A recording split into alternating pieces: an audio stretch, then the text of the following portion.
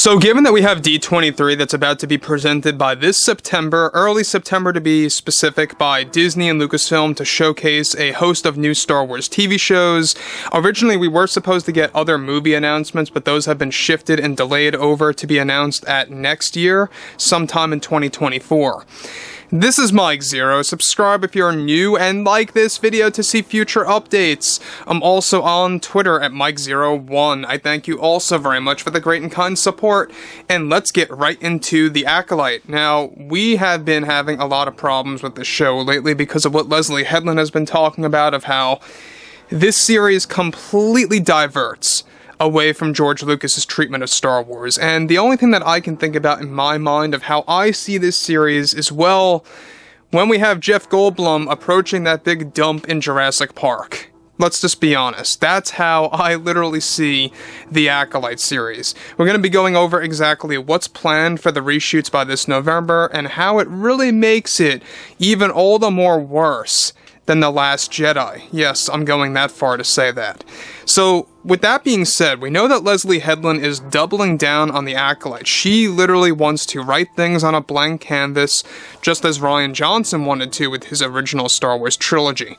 And given that there's a lot of problems arising out of the Acolyte because of all the test screenings that have happened and how the Disney executives are not feeling this actual show, there have been conversations about possibly making the show non-canon. Do I think that's really going to happen, guys? I highly doubt that, but there have been conversations about maybe they should resort to that field of making it like a Star Wars Visions-esque show.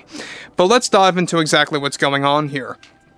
Now, with Leslye Headland still busy with the Acolyte series, one major development coming from the show has much to do with a controversial decision that Leslye is about to make with the upcoming reshoots planned for this November, ahead of its 2024 release date. Now, one big plan that Leslye Headland is about to establish in the Acolyte is by copying The Matrix and putting it into Star Wars. One of the storyboard illustration descriptions described the planned scene to involve Sith training in any environment that they choose, anywhere. The way of making that possible is by applying a Force Matrix that is going to be presented in the Acolyte series for some of the training sessions between the Sith. Which, of course, this is why Carrie-Anne Moss was chosen to be in the actual role of this show by Leslye Headland for some of the training sessions between the Jedi. With Carrie-Anne Moss in one of the lead actors, of course, Leslye brought her in also to use this ability for the Jedi training scenes.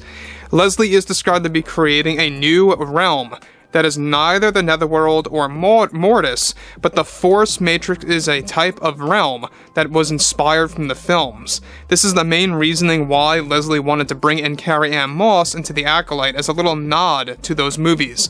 Now let me stop here, alright? Now we know that Leslye said this before in multiple podcasts and radio interviews, that she views The Matrix, or should I say The Acolyte, as a mixture of Star Wars meets The Matrix, meets Frozen, meets Kill Bill, meets Mission Impossible. You know, first it was simply Star Wars meets Kill Bill meets Frozen, and then she started expanding by saying Matrix and Mission Impossible. Now, what's really crazy and delusional about this is that you're literally taking a big piece of cinema, copying it and throwing it into Star Wars. A Force Matrix, if you will, not only dumbs down the franchise and what's at stake between our characters like the Sith and the Jedi in their training sessions, but there's a reasoning behind why Leslye is doing this, and it's a very poor reason. We're going to go over that in just 1 second. Now, this is nothing new. Believe it or not, Rian Johnson too was inspired by The Matrix for The Last Jedi. A very small inspiration, mind you. It's why Luke Skywalker, when he fights Kylo Ren on the world of Crate, how he does that big back sequence where he's like practically doing a Neo move on that rooftop.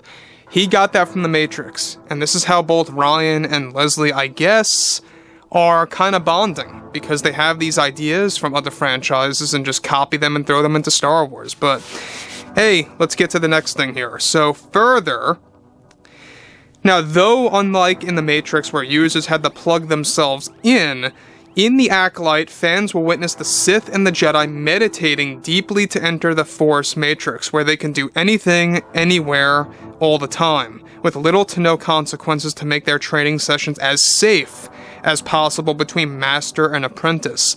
Leslye already shot the scene for their Jedi, and Sith reshoots, of course, are set to establish that the Sith will be able to do this as well. Using the Force Matrix also is said to create a time dilation effect, where they can spend hours in the Matrix and train, and only minutes will pass in the real world, much like in the Tron Legacy film by Disney as well. Leslye got that idea as well from that film. Leslye also had a chat with Rian Johnson about this idea, and he gave her blessing about the concept. Now, here's the problem that arises out of this, guys. About her using this Matrix to make training sessions safe between the Sith and the Jedi.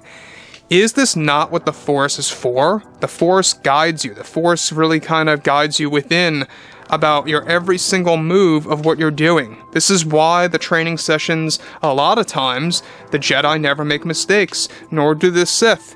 You know, have we ever seen a sequence in Star Wars where, for example, Obi-Wan Kenobi accidentally clips Anakin?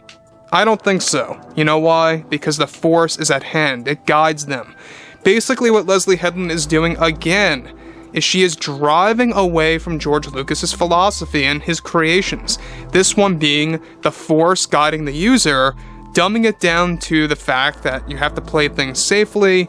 Let's go into a Matrix where we can train anywhere, anytime, with no consequence. And that just... I don't even know what to say anymore about the show. To be honest, I think it's just going to be a colossal failure on Disney's end, and it's not going to go anywhere. It's really going to fail, probably even worse than The Last Jedi from what it sounds like. And this is exactly why I said earlier in this video that I really do feel that this direction of the show, it's going to make it worse than The Last Jedi. You're going to have a backlash of epic proportions that we have never expected before. And this is coming from a creator like Leslye Headland, who mocks the fans, who even downplays George Lucas purposely, endlessly, mind you, multiple times she has. And she's not really a true Star Wars fan. She literally presents herself as a fan. She could not name a single Star Wars movie, and this is for real, when she was making the series Russian Doll or whatever that project was.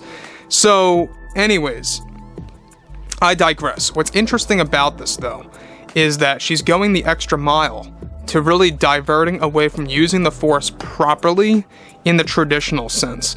So now, the Jedi and the Sith don't train in the real world, they train in this Force Matrix, where they can train as long as they want and only minutes pass by in the real world.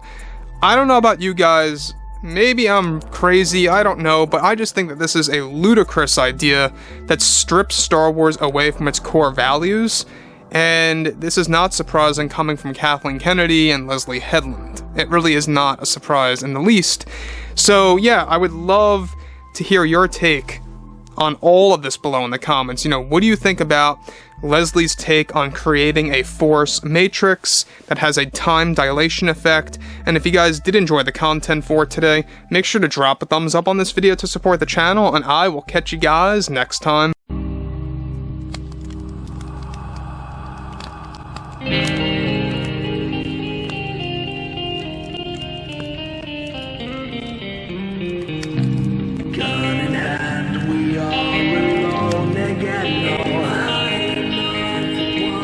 From night to moon, we hear them moans again.